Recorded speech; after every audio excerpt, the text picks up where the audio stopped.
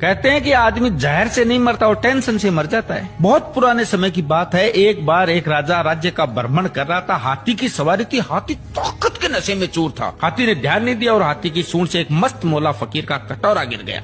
फकीर को बड़ा गुस्सा आया। उसने कहा, रुक मैं बताता हूँ, और हाथी का पूंछ पकड़ लिया।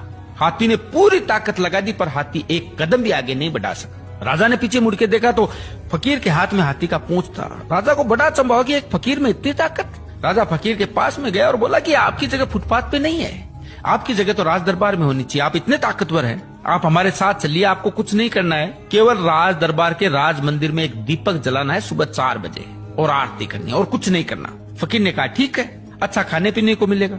थोड़े दिन बीते कि एक दूसरे राज्य का राजा से मिलने आया। राजा ने रोब जमाने के लिए बोल दिया कि हमारे राज्य की सेना और प्रजा की तो बहुत दूर की बात है, हमारे राज्य के तो फकीर भी इतने ताकतवर हैं कि एक बार तो हाथी को पकड़ ले तो हाथी भी एक कदम नहीं बढ़ा सकता।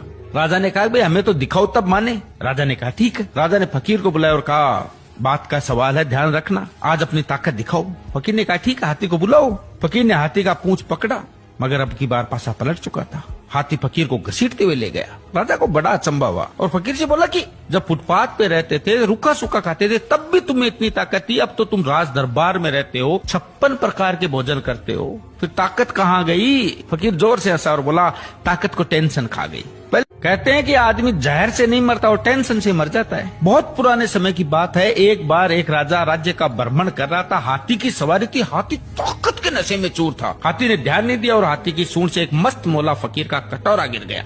फकीर को बड़ा गुस्सा आया। उसने कहा, रुक मैं बताता हूँ, और हाथी का पूंछ पकड़ लिया।